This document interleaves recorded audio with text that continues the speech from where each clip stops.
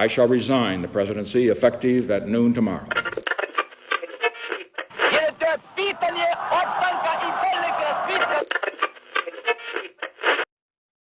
Sejam todas e todos muito bem-vindas e bem-vindos a mais um episódio de Mundo de História.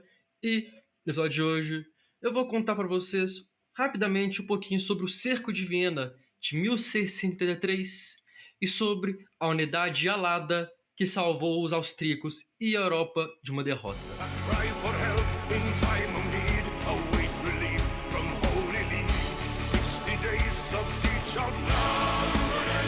A nossa história começa em agosto de 1682, quando o sultão Mohammed IV, naquela época líder do Império Turco-Otomano, decidiu, junto a seu ministro grande vizir Kara Mustafa, que o Império Otomano deveria marchar novamente contra os Habsburgos. Após mais 80 anos de paz, os dois grandes rivais voltariam a se enfrentar. É interessante ressaltar que logo após Mohammed IV ter anunciado a guerra que viria a acontecer, as preparações militares começaram a ser feitas. Rapidamente, um acampamento militar imenso, com cerca de 15 mil tendas, se formou nos arredores de Istambul. Andrew Whitcroft, o autor que eu me baseei para fazer esse podcast, chega a dizer que esse acampamento militar parecia mais uma cidade, tão bem organizado, estruturado que ele era. E do outro lado dos Balcãs, o Sacro Império existia, mas existia cada vez mais fraco. Leopoldo I, o Sacro Imperador, ele não contava com o apoio de todos os seus súditos e líderes, de todos os seus súditos e príncipes do seu império. Apesar da Guerra dos 30 anos já ter acabado, os protestantes ainda não apoiavam totalmente os católicos. Por isso, dificilmente algum príncipe protestante iria auxiliar o imperador católico. O Andrew ressalta essa parte que o Mustafa ou o Mohammed teria uma facilidade imensa para criar um exército poderoso, enquanto os europeus teriam essa dificuldade. Dificuldade essa aumentada pelo fato de que o Sacro Império não tinha orçamento, não tinha finanças, não tinha ouro, nem para contratar novos soldados e muito menos para pagar os salários desses novos soldados. A marcha até Viena não seria fácil. Os 1.500 quilômetros entre Viena e Istambul começaram a ser percorridos no inverno, o que dificultou ainda mais essa caminhada. O fato dos otomanos contarem com 150 mil homens fortemente armados, seja de infantarias leves, da elite militar otomana, de janissários, seus cavaleiros, suas pesadas artilharias, não conseguiram caminhar rapidamente nem facilmente pelos Balcãs até Viena. Mas eles sabiam que quando chegasse lá, e tinham certeza que iriam vencer, a vitória seria uma glória imensa, tanto para o exército quanto para Mustafa, mas principalmente para Mohammed IV. E os austríacos sabiam que, apesar da dificuldade otomana, em breve eles estariam nas portas de Viena. Por isso, os austríacos não ficaram parados. Passaram a trabalhar erguendo suas muralhas novamente, reforçando as muralhas, reforçando suas artilharias, realmente preparando a cidade para a guerra. Cidade essa que estava muito abandonada, pois Leopoldo I, imperador, e grande parte da população Viena fugiram da cidade em direção às partes mais seguras da Europa. Mas isso quer dizer que a cidade ficou abandonada, porque milhares de camponeses refugiados fugindo dos otomanos se abrigaram na capital austríaca. E durante a caminhada ocorreu o Rubicão de Mustafa. Para quem não sabe, o Rubicão é um riacho que, durante o período Império Romano, definia onde estava a província da Itália e que dizia que nenhum general poderia entrar com suas unidades dentro daquele território para impedir qualquer tentativa de golpe. É justamente esse rio que Júlio César cruza, falando com essa famosa frase: a sorte está lançada, e dá início à Guerra Civil Romana, ou uma das guerras civis, melhor dizendo. A cidade Osijek, da atual Croácia, era o Rubicão de Mustafá. Era a cidade em que, a partir do momento que fosse cruzada, uma guerra seria inevitável. E foi justamente isso que os 150 mil soldados otomanos fizeram. E assim, a caminhada até Viena foi marcada por batalhas atrás de batalhas. Mas a grande batalha em si começa em 14 de julho de 1683, quando as 150 mil tropas turcas cercam Viena, dando início ao cerco de Viena. Rapidamente, a cidade foi cercada, a artilharia otomana foi posicionada e os bombardeios começaram, de ambos os lados, devo saltar. E os austríacos tinham confiança nas suas defesas. E tinham medo, pois sabiam que se as muralhas caíssem na luta corpo a corpo, os otomanos teriam vantagem. Mustafa, percebendo que a defesa austríaca estava muito bem posicionada e muito fortalecida, ordenou a construção de túneis e trincheiras. Trincheiras para posicionar suas tropas e túneis não para posicionar as tropas, mas para posicionar explosivos. Por diversas vezes, os otomanos tentaram explodir por baixo as muralhas austríacas. Eles conseguiram até algumas vezes, mas nada muito expressivo.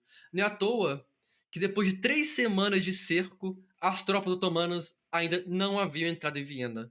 Mas isso não quer dizer que Viena estava tranquila. Essas 3 semanas foram marcadas por intensos bombardeios que destruíam a cidade de Viena. Feridos, mortos, começavam a cada vez aumentar de número.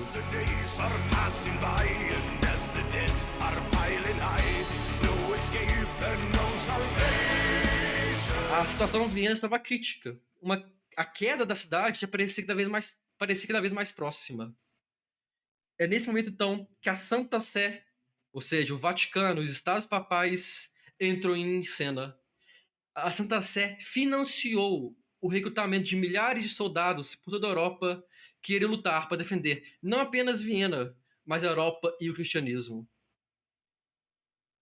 E nessas tropas de reforços que iriam caminhar até Viena, eu devo ressaltar as tropas da Polônia-Lituânia.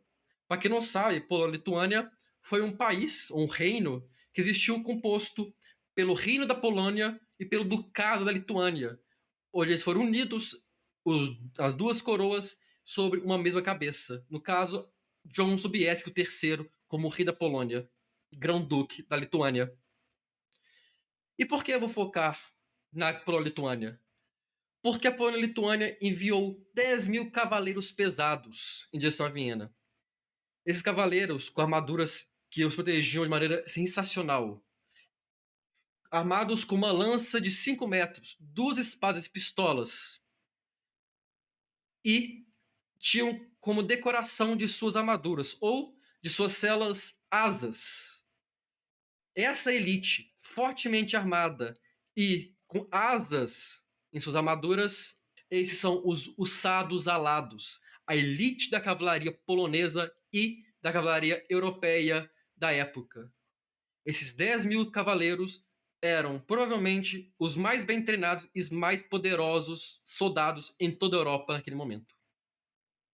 Apesar de toda a dificuldade para caminhar da Polônia até a Áustria e principalmente até Viena, por conta do terreno não ser prático para caminhar com cavalos, as tropas chegaram. Não apenas os 10 mil cavaleiros pesados, mas algumas dezenas de milhares de reforços. Para o horror e medo de Mustafa, no dia 12 de setembro, o John Sobieski III, o próprio rei, liderou uma carga, ou seja, um ataque dos seus poderosos Sados Alados contra as tropas turcas. O seu ataque foi tão poderoso que não apenas derrotou os turcos em Viena, mas o expulsou de Viena, quebrou o cerco e garantiu que mais nenhum otomano pisasse na Europa. Eu vou falar mais disso daqui a pouco. Com o cerco sendo desfeito, as tropas europeias, as tropas cristãs, passaram a fazer uma contraofensiva contra os turcos.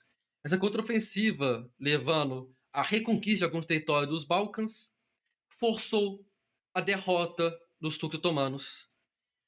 E, como eu falei atrás, a derrota significaria também um marco histórico, porque depois de 1683 nunca mais tiveram a organização, a força ou a coragem para atacar os Habsburgos ou atacar a Europa como um todo. O grande vizir Kara Mustafa, líder das tropas de Muhammad IV, foi retirado do seu cargo pela vergonhosa derrota. E não bastando isso, foi executado no Natal de 1683, ou seja, no 25 de dezembro. Essa derrota foi uma vergonha. Foi um balde de água fria nas ideias expansionistas de Muhammad. Mas foi um ânimo, um boost de ânimo para os europeus. A Batalha de Viena não apenas marcou o fim da expansão otomana, mas também consolidou a fama dos Hussados Alados. Fama essa que eu vim conhecer nos últimos anos, graças a uma banda chamada Sabaton. Uma banda que você já ouviu aqui no podcast, que já tocou no fundo de alguns episódios.